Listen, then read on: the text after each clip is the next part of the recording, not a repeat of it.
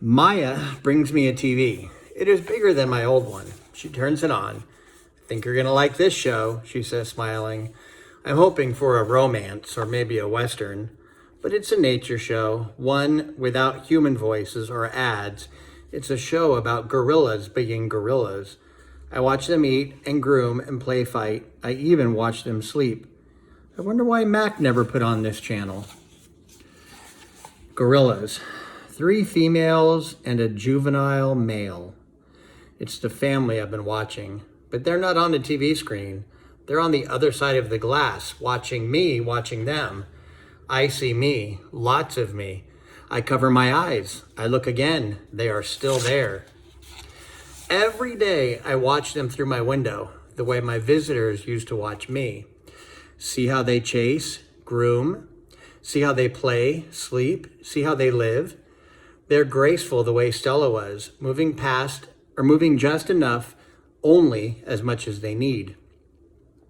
They stare at me, heads tilted, pointing and hooting, and I wonder, are they as fascinated by me as I am by them? Her hoots make my ears hurt. I admire her intact canines from far away. Her name is Kenyani. She is faster than I am, spry, and probably smarter, although I am twice her size, and that too is important. She is terrifying and beautiful, like a painting that moves. Today, the humans lead me to a door. On the other side, Kenyani and the others wait for me. I'm not ready for this. I'm not ready to be a silverback. I'm Ivan, just Ivan, only Ivan. I decide it's not a good day to socialize. I'll try again tomorrow. All night, I lie awake, wondering about Ruby. Has she already walked through a door like the one I'm facing? Was she as scared as I am? Scared the way she must have been that day she fell in the hole? I think of Ruby's endless curiosity and of the questions she loved to ask. Have you ever danced with a tiger, Ivan? Will your fur turn blue? Why doesn't that little boy have a tail? If Ruby were here with me, she'd be asking, what's on the other side of the door, Ivan? Ruby would want to know, and she would have been through that door by now. Want to try again, Ivan? Maya asks. I think of Ruby, and I tell myself it's time. The door opens. Sky, grass, tree, ant, stick, bird, dirt, cloud, wind, flower, rock, rain, mine. The juvenile male approaches. He's eyeing my food hungrily. I imagine a different Ivan, my father's son. I grumble and swat and swagger. I beat my chest till the whole world hears. Kenyani watches, and so do the others. I move toward the young upstart, and he retreats, almost as if he believes I'm the silverback I'm pretending to be. I'm making a nest on the ground. It isn't a true jungle nest. The leaves are inferior, and the sticks are brittle. They snap when I weave them into place. The others watch, grunting their disapproval. Too small, too flimsy, an ugly thing to see. But when I climb into that leafy cradle, it's like floating on treetop mist. Maya wants me to go back to my glass cage. I can tell because she is tempting me toward the door with a trail of tiny marshmallows. I try to ignore her. I don't want to leave the outside. It's a cloudless day, and I found just the right spot for a nap. But I relent when she adds yogurt raisins to the trail. She knows my weakness all too well. In the glass cage, the TV is on. It's another nature show, jerky and unfocused. I expect to see gorillas, but none appear. I hear a shrill sound, like a toy trumpet. My heart quickens. I rush close to the screen. And there she is, Ruby. She is rolling in a lovely pool of mud with 2 other young elephants. Another elephant approaches. She towers over Ruby. She strokes Ruby, nudges her. She makes soft noises. They stand side by side, just the way Stella and Ruby used to do. Their trunks entwine. I see something new in Ruby's eyes, and I know what it is. It's joy. I watch the whole thing, and then Maya plays it again for me, and again. At last, she turns off the TV and carries it out of the cage. I put my hand to the glass. Maya looks over. Thank you, I try to say with my eyes. Thank you. Kenyani ambles toward me. She taps me on the shoulder, and Knuckle runs away. I watch her, arms crossed over my chest. I'm careful not to make a sound. I'm not sure what we're doing.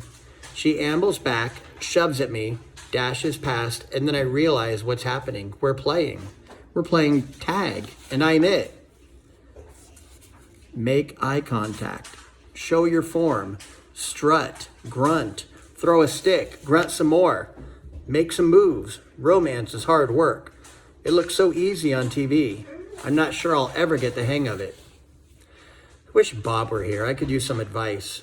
I try to recall all the romance movies we watched together. I remember the talking, the hugging, the face licking. I'm not very good at this, but it's fun trying. Is there anything sweeter than the touch of another as she pulls a dead bug from your fur? Gorillas aren't chatty, like humans, prone to gossip and bad jokes. But now and again we swap a story under the sun. One day it's my turn. I tell my troop about Mac and Ruby and Bob and Stella and Julia and George, about my mother and father and sister. When I am done, they look away, silent. Kenyani moves closer. Her shoulder brushes mine, and we let the sun soak into our fur together. I've explored every nook and cranny of this place, except for a hill at the far end where workers have been repairing a wall. They're finally gone. They've left behind fresh white brick and a mound of black dirt. While the others laze in the morning sun, I want to explore the hilltop. They've been there before, and I have not. Everything is still fresh to my eyes. I take my time going uphill, savoring the feel of grass on my knuckles. The breeze carries the shouts of children and the drowsy hum of bumblebees. Near the top of the hill is a low-limbed tree, the kind my sister would have loved. The wall is endless, clean and white, stretching far down to the habitats beyond my own. It's high, wide, carefully built to keep us in and others out. This is, after all, still a cage. It rained last night, and the pile of dirt is soft to the touch. I scoop up a handful and breathe in the loamy smell. It's a rich brown color, heavy and cool in my palm. And all the wall waits like an endless blank billboard. It's a big wall, but it's a big pile of dirt, and I'm a big artist. I slap handfuls of mud on the warm cement. I make a handprint. I tap my nose with a muddy finger. I make a nose print. I slide my palms up and down. The mud is thick and hard to use, but I keep moving and scooping and spreading. I don't know what I'm making, and I don't care. I make swoops and swirls and thick lines, figures and shapes, light and shadow. I am an artist at work. When I'm done, I step back to admire my work, but it's a large canvas, and I'd like to get a better view. I go to the thick-limbed tree and grab the lowest branch. I try to swing my legs. I land hard. I'm too big to climb, I suppose. I try again anyway, and this time I pull myself onto the first limb, gasping for breath. One more limb, two, and I can't go any farther. Perched halfway up the tree, I see my troop, still dozing contentedly. I take in the wall, splattered and splashed with mud. Not much color, but lots of movement. I like it. It feels dreamy and wild, like something Julia might have made. From my seat in the tree, I can see beyond the wall. I see giraffes and hippos. I see deer with legs like delicate twigs. I see a bear snoozing in a hollow log. I see elephants. She's far away, belly deep in tall grass with others by her side. Ruby. She's here, Stella, I whisper. Ruby's safe, just like I promised. I call to Ruby, but the wind tugs at my words, and I know she'll never hear me. Still, Ruby pauses for a second, her ears spread wide like tiny sails. Then, with lumbering grace, she moves on. With lumbering grace, she moves on through the grass. It's a cloudy evening, chilly and drizzly. Dinner is on its way, but I don't care. At night, we sleep in our den, but I'm always the last to head inside. I've been inside long enough. This time of day, there aren't many visitors, just a few stragglers leaning on the wall that separates us. They point, take a couple photos, then head over to the nearby giraffes. One of the keepers is beckoning. Reluctantly, I turn to go. Out of the corner of my eye, I see someone running. I pause. It's a girl with dark hair, lugging a backpack. A man follows behind, racing to catch up. Ivan! The girl yells, Ivan! It's Julia.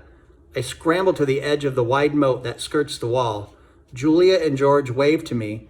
I dash back and forth, hooting and grunting, do a gorilla dance of happiness. Calm down, says a voice. You're behaving like a chimp. I freeze. A tiny, nut-brown, big-eared head pops out of Julia's backpack. Nice place, Bob says. Bob, I say. It's really you. In the flesh. How? Where? I can't seem to find any words. George's job at the zoo doesn't start till next month, so he and Julia made an agreement. She's walking 3 extra dogs to cover my food, and get this, they're all poodles. You said you didn't want a home, I say. Yeah, Bob says, but Julia's mom likes my company, so I figure I'm doing everybody a favor. It's a win-win. Julia pushes Bob's head back inside her backpack. You're not supposed to be here, she reminds him. Ivan looks great, doesn't he, Jules? George asks, stronger, happier even. Julia holds up a little photo, but it's too far away for me to see. It's Ruby, Ivan. She's with the other elephants now because of you. I know I want to tell her. I say I saw with my own eyes. We stare across the expanse that separates us. After a while, George pats Julia's arm. Time to go, Jules. Julia gives a wistful smile. Bye, Ivan. Say hello to your new family. She turns to George. Thank you, Dad. For what? For... She gestures toward me. For this. They turn to leave. The lamps that light the zoo pathways blink on, blanketing the world with yellow light. I can just make out Bob's little head sticking out of Julia's backpack. You are the one and only Ivan, he calls. I nod, then turn toward my family, my life, my home. Mighty Silverback, I whisper. And that's the end, guys.